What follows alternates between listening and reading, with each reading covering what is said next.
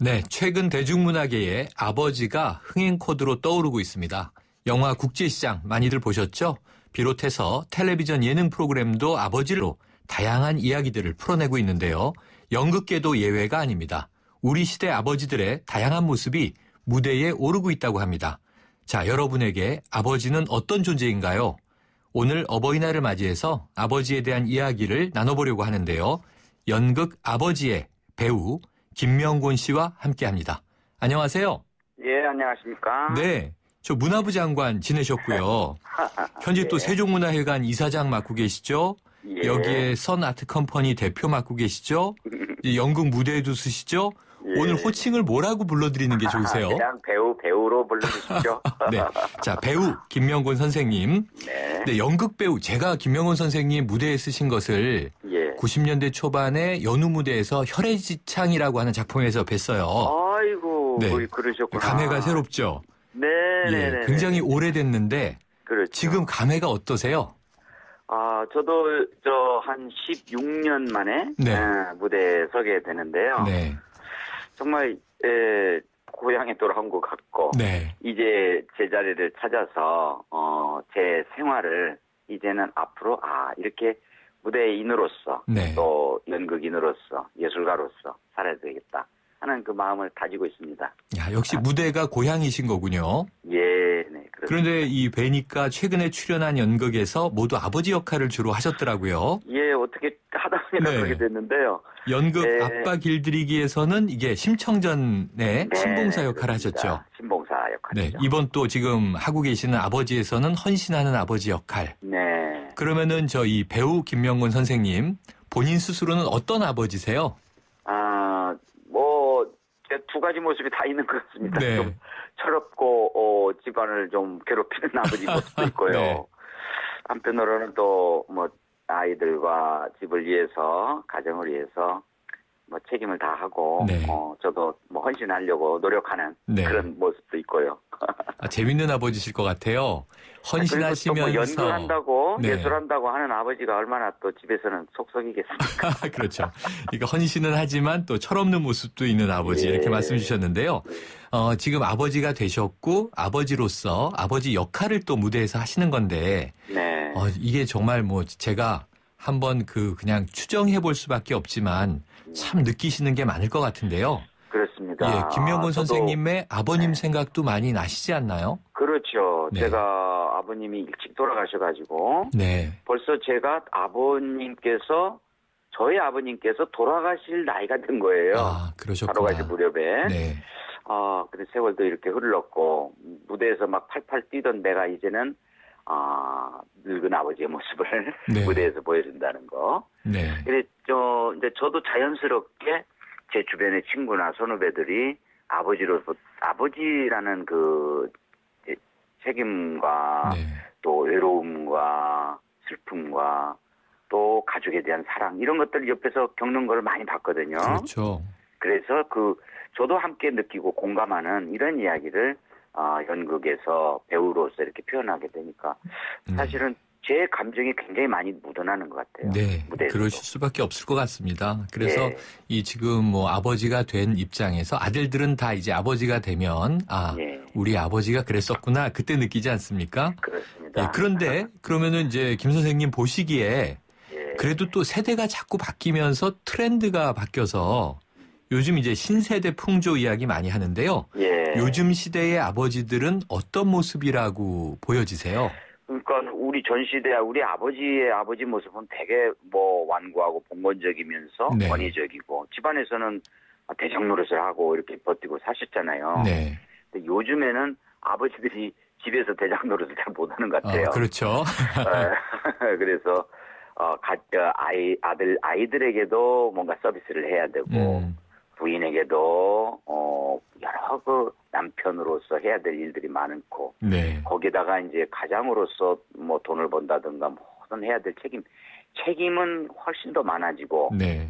그것에 따른 아버지로서의 권위와 아버지로서의 어떤 이런 거는 조금 덜 옛날보다 줄어들고 네. 약간 좀 슬픈 아버지. 과거에 비해서 예. 과거에 이제 여전히 뭐 아버지 어깨는 훨씬 무거웠겠습니다만 무거워요. 그래도 권위가 있었는데 지금은 네. 울타리의 역할은 해야 되고 예. 그런데 권위는 많이 떨어져서 예, 서비스를 예, 더 많이 해야 된다. 슬픈 아버지상이다 이렇게 평가해 주셨는데요. 예. 자, 김 선생님 이제 문화부 장관 지내셨습니다. 네. 이게 한 나라의 문화 정책을 수립하고 이끄는 역할인데요. 예. 이 관료, 고위 관료의 경력이 연극에 도움이 되시는 부분이 있으신가요?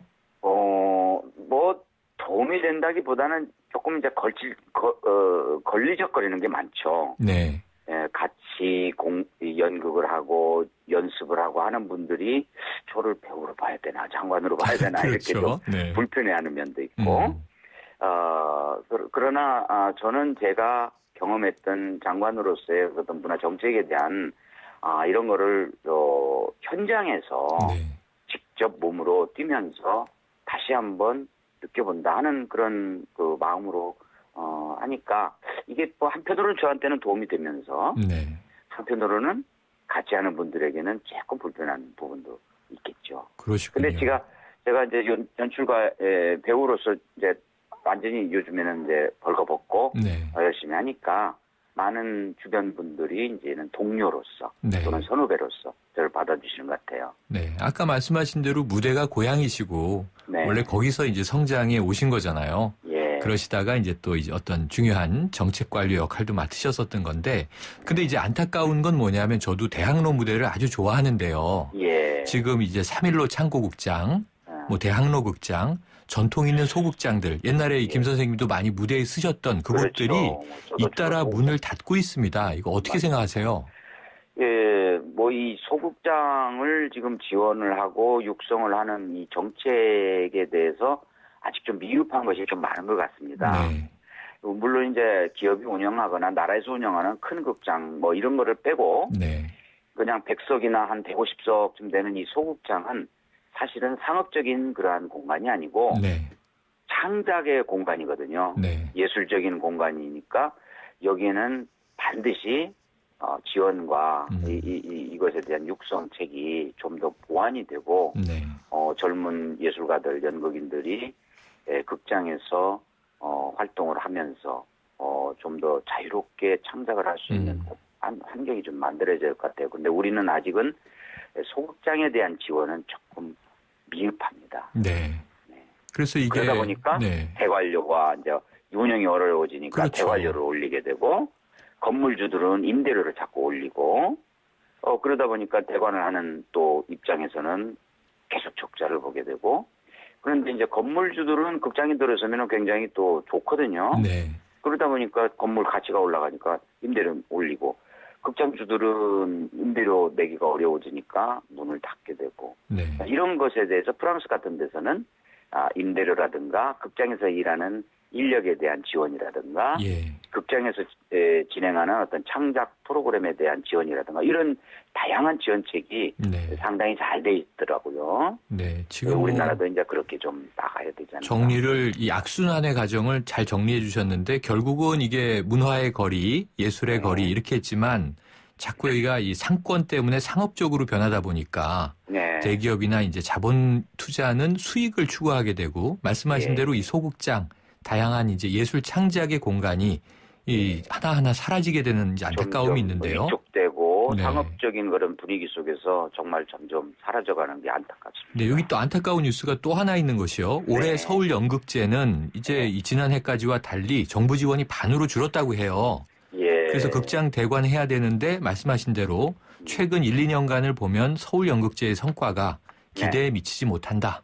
이게 예. 좀 많이 또 탈락되기도 하고 이 문화 홀대 현상 이 어떻게 좀 극복할 수 있을까요? 지금 전체적으로 그 문화에 대한 뭐 지원과 이런 것들이 점점 조금 소홀해지는 정책적으로 소홀해지는 것 같아서 저도 좀 굉장히 안타깝습니다. 네. 그 중에서도 저는 기초예술이라든가 전통예술이라든가 이렇게 상업적이지 못한 네. 그러한 장르에 대해서는 갈수록 지원을 더 늘려야 된다고 생각하는데 네. 그런 것들이 갈수록 오히려 지원에서 점점 소외되는 그런 경향이 생기는 것 같고 네. 오히려 잘 되는 거, 유명한 거, 뭐 돈을 잘 버는 거 이런 쪽으로 지원의 어떤 방향이 이렇게 가는 것 같아서 네. 요거는 좀 다시 한번 이렇게 좀 정책적으로 우리가 재고를 해봐야 되지 않는가 네. 그런 생각이 듭니다. 알겠습니다. 네, 이게 지난해 이 영화 명량에 나오셨잖아요. 네. 며칠 전 어린이날 케이블 영화를 보니까 명량 다시 하던데 예. 거기 외군 장수 도도역 출연하신 거 보면서 예. 이게 좀 이제 젊은이들 말로 김명곤 선생님 아직 살아있네 이런 생각이 들었거든요. 앞으로 영화든 무대든 많은 작품에서 이 카리스마 넘치는 좋은 모습 기대하겠습니다. 예, 감사합니다. 네, 오늘 말씀 감사합니다. 네. 어버이날을 맞아 배우 김명곤 씨와 이야기 나눠봤습니다.